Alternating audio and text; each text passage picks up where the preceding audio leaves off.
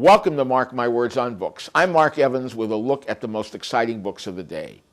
Have you ever wondered what really takes place when the heads of state gather for dinner at a summit meeting, or what it would be like to dine with Winston Churchill?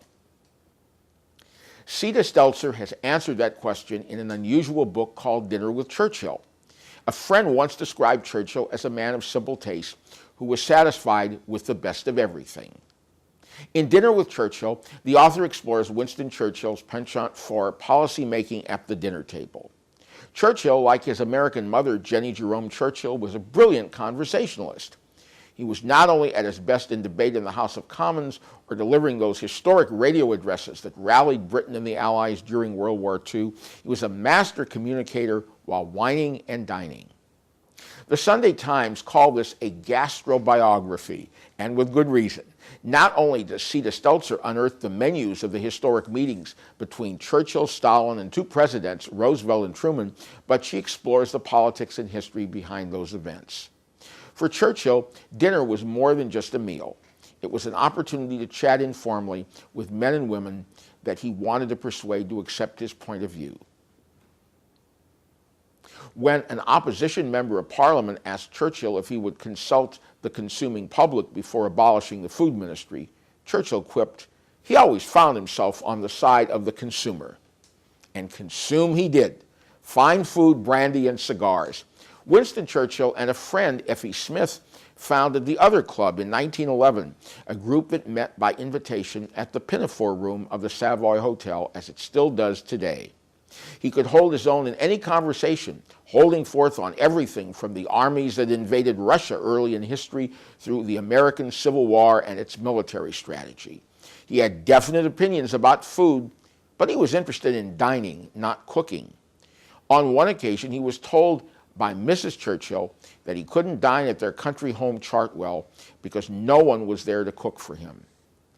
With the same spirit that enabled him to lead a nation through the Battle of Britain, he announced proudly he would cook for himself. "I can boil an egg," he said. "I've seen it done."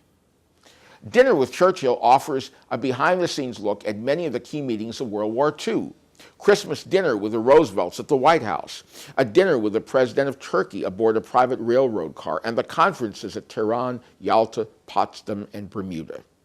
There was little doubt as to the identity of Churchill's favorite cook, Mrs. Georgina Landmer, wife of a famous French chef.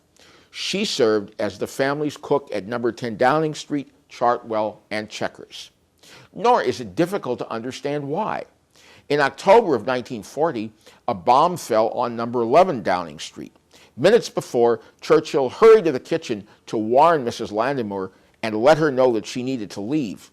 She responded simply, "Sir, the souffle isn't quite done."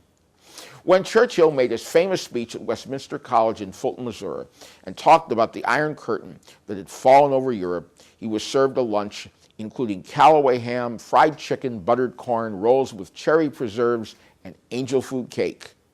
50 years later, Prime Minister Margaret Thatcher spoke on the anniversary of Churchill's speech at Fulton. The identical lunch was served to her.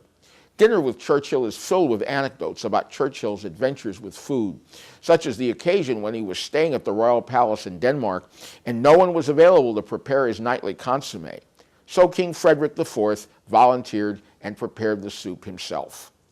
The dinners with Churchill often provided the backdrop for the events of the world, such as in December of 1941, when dinner was interrupted by news that Japan had attacked Pearl Harbor, or at the conferences in which Churchill had to deal with an improbable ally, the brutal Soviet dictator, Joseph Stalin. In short, Dinner with Churchill provides insight into what the author calls his humanity, humor, curiosity, zest, and resilience. I've had the pleasure of interviewing 3 of Winston Churchill's grandchildren. But like the author, of course, I never had dinner with Churchill. After reading this book, I feel as if I have. Mark my words.